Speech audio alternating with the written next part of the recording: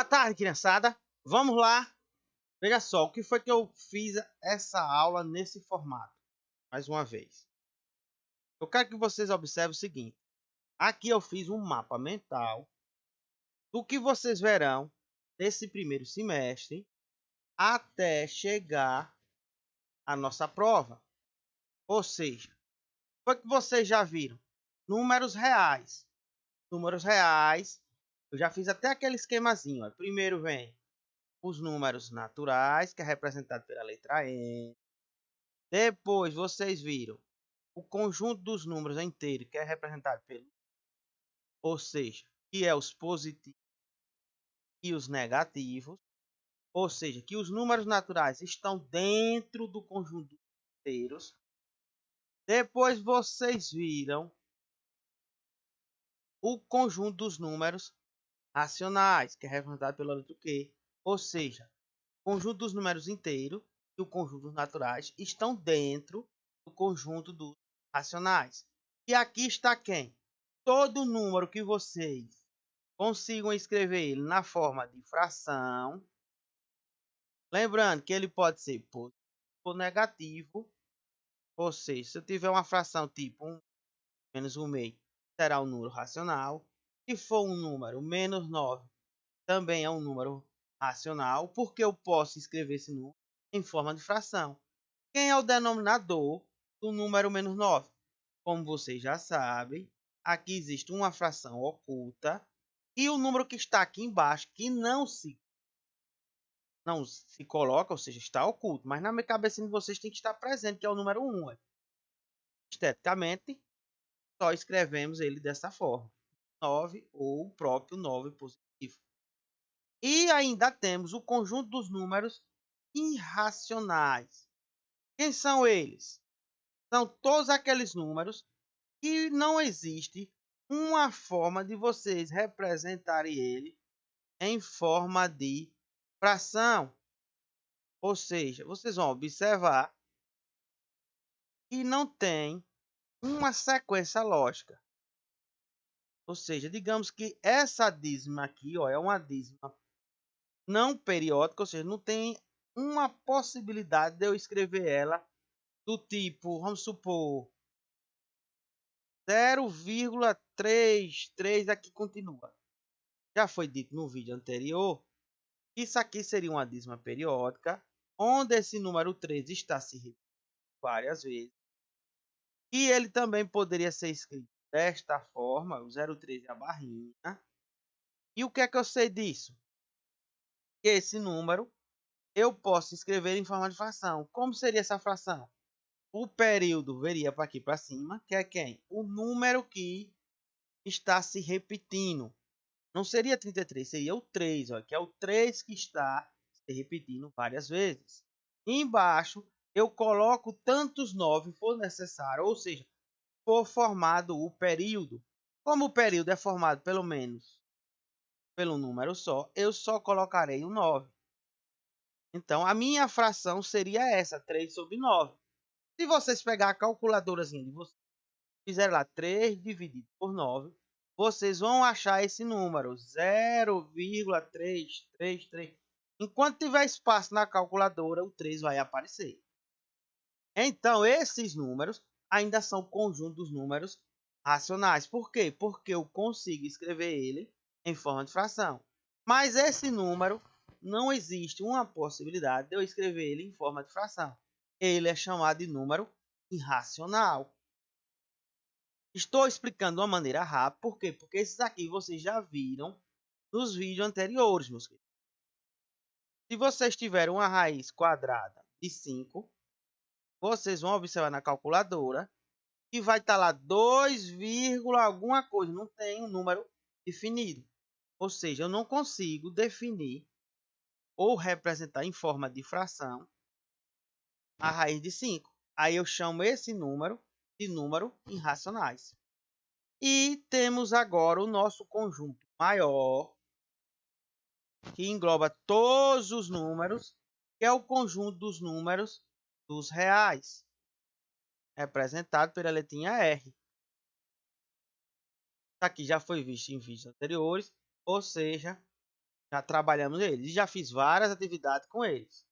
Esse próximo tópico é o tópico da potenciação, onde também vocês já viram um vídeo, onde eu expliquei quem seria a base, quem seria o expoente e quem seria a potência. Temos aqui, ó, 3 elevado a 2. O meu 2 é o expoente. O meu 3 é a base. E o 9, que é o resultado, a gente chamamos ele de potência. Agora vamos lá. O que é que eu quero que vocês observem? Que a maioria ainda acaba errando. A minha base não é 3? Ela tem que se repetir quantas vezes for o expoente. Se o expoente é 2, eu devo fazer a minha multiplicação de bases iguais 2 vezes. Olha. Se o meu expoente aqui fosse 3 elevado a 4, a minha base, ela ia se repetir, ou seja, multiplicar por ela mesma 4 vezes, olha, porque o expoente é 4. Tudo isso vocês já viram, né, meus queridos? Vimos também as propriedades, onde vocês viram a propriedade de multiplicação de bases iguais, onde vocês repetiriam a base e somavam os expoentes. No caso 2, como aqui não aparece, eu já sei que é 1. 2 mais 1 seria 3. Essa seria a primeira propriedade. A segunda, como vocês viram, foi da divisão. E foi 3 dividido. Quando eu falo dividido, vocês têm que ter em mente também que essa forma de divisão, ela vai aparecer, na maioria dos casos, em forma de fração. O número de cima vai dividir pelo de baixo. Aí o que aqui diz a propriedade? Repete a base, subtrai o expoente. 2 menos 2 é 0. Aqui também eu já sei uma propriedade. Toda base que o expoente é 0, o resultado sempre vai ser 1. Já passei 2 propriedades em uma. Vocês também viram o que? Essa situação, ó, menos 3 elevado a 2 e elevado a 3, ou seja, eu tenho uma base que está elevada a um expoente e essa base com expoente está elevado a outro expoente. A propriedade diz o quê? Que você deve repetir, olha, a base, que a base aqui no caso é menos, e multiplicar os expoentes. 2 vezes 3, 6. Ficaria aqui, meus queridos, olha. E lembrando que ela está em forma de fração. Aliás, fração não, perdão, parênteses. Porque o expoente tem que valer para o conjunto aqui, ó, menos 3, e não somente o 3. Esses aqui vocês já viram. Agora vem o tópico principal, radiciação. E já foi passado algumas atividades e eu observei que boa parte de vocês ainda acabaram errando. Por quê? Porque eu percebi que vocês ainda não conseguem entender o que seria decomposição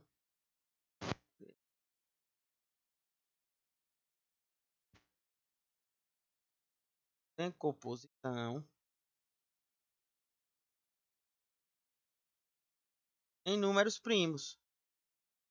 Porque alguns de vocês ainda não conseguem identificar o que seria número primo. Números primos, já adiantando para vocês, seria o 2, o 3, 5, o 7, 9 não é, vou mostrar por que não é, o 11, 13, e existem números infinitos. Porque para ser um número primo, ele tem que possuir dois divisores. E quem seriam esses dois divisores? O número 1 e ele próprio. Vou botar assim, certo? E ele próprio. O número 2, quem são os divisores de 2? O número 1 e ele próprio, ou seja, o próprio 2. Possui 1, 2, dois divisores, então ele é primo.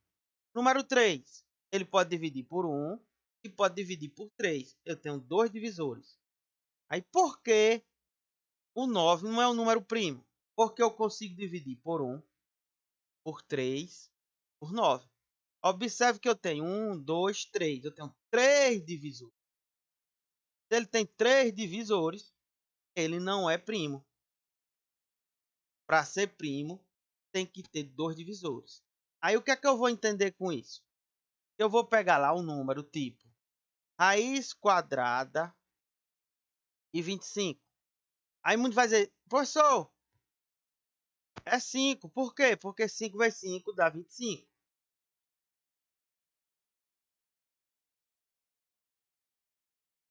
Tá errado? Não.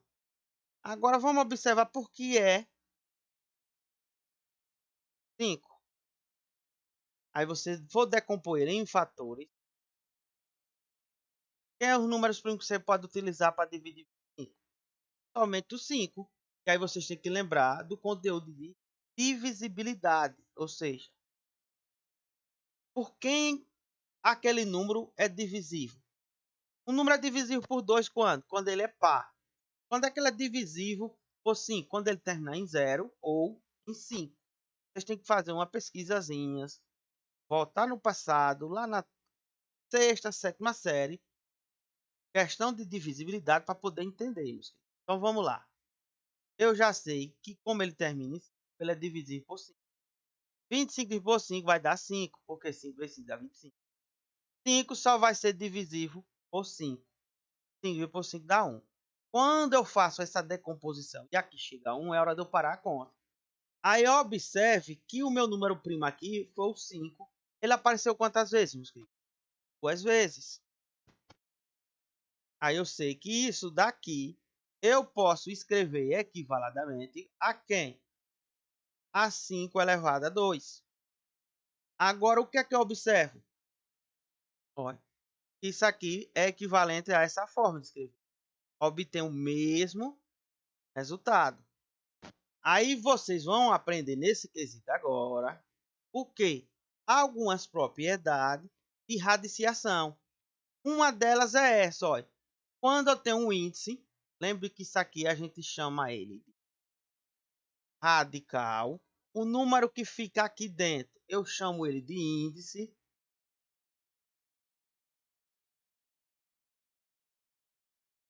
E esse número eu chamo ele de radicando. Então vamos lá. Quando o índice não aparece, eu sei que aqui tem 2. Por isso que a gente chamamos ele de raiz quadrada. Se o índice fosse 3, eu teria uma raiz cúbica. Se o índice fosse 4, eu teria uma raiz quarta, quinta, sexta e assim sucessivamente. Quando não aparece, vocês têm que ter em mente que aqui o índice é 2, que também podemos chamar ele de raiz quadrada. Aí, ou seja, quando eu tenho o índice 2 e aqui o expoente é 2, eu posso cortar. Quando eu corte, eu estou eliminando esse radical. Sobra quem? O 5. Por isso que a raiz quadrada de 25 é 5. Vamos aplicar as propriedades. Olha, uma das propriedades primeiras seria essa. Vocês podem estar estranhando a forma de escrever com letras, porque é uma forma algébrica que vocês vão aprender e vão desenvolver ao longo dos seus estudos. Como? O índice é n, que a gente chama até de raiz enésima. Essa é a forma que vocês vão encontrar a escrita ou a leitura nos livros de matemática. Raiz enésima. Por quê? Porque esse n indica qualquer índice, qualquer número ele pode ser. Quando eu encontro uma raiz enésima que o expoente está elevado a n, ou seja, o expoente é igual, eu posso cortar e só vai sobrar a mim o meu radicando. Aplicando isso com números, raiz quadrada, como vocês viram, de 5. Isso daqui é a mesma coisa de eu escrever 5 elevado a 2. Como eu sei que aqui tem um 2 invisível, não aparece, eu posso cortar e só vai sobrar quem? 5. Outro exemplo.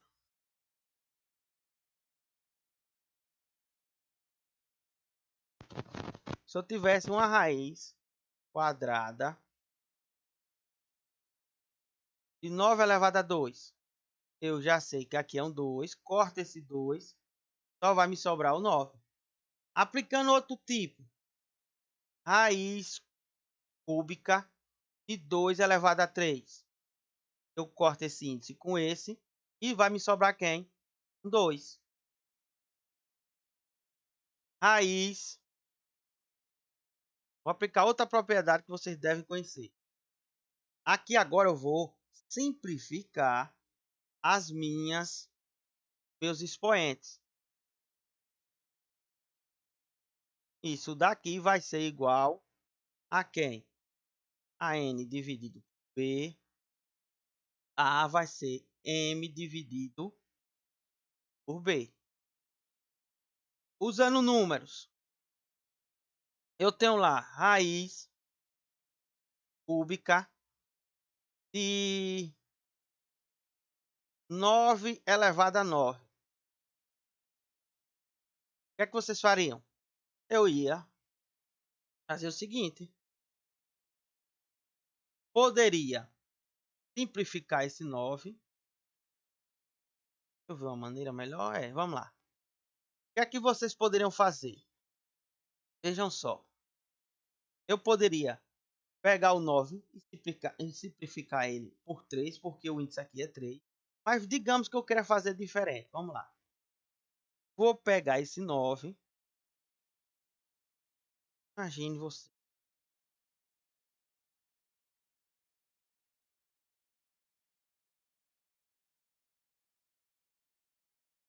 Não, tá aplicando mesmo aqui. Vamos. Vocês dividirem isso aqui por 3. O que é que ia acontecer? Esse daqui ficaria 1. Como é 1, eu não preciso mais dessa raiz. Ó, ele já voava. E esse 9 dividido por 3 daria quanto? 9 por 3, todo mundo já sabe que é 3. Esse seria o resultado, meus queridos. Procurar de uma outra forma diferente. Digamos que o índice aqui fosse 6 e aqui fosse 9 elevado a 9. O que é que vocês sabem? Esse número 6 e esse número 9, ao mesmo tempo que eu possa dividir, vai ser por 3. Ou seja, eu vou chegar aqui o 9 e vou observar o seguinte. 6 dividido por 3 vai dar 2. Ou eu colocava ou não. E esse 9 dividido por 3 vai dar quanto, meus queridos? 3, né? Então, estaria aqui, uma parte. Agora, se eu quisesse aprofundar isso aqui, eu teria que multiplicar o 9 vezes 9 vezes 9 e achar o valor e ia verificar se tem raiz quadrada para ele.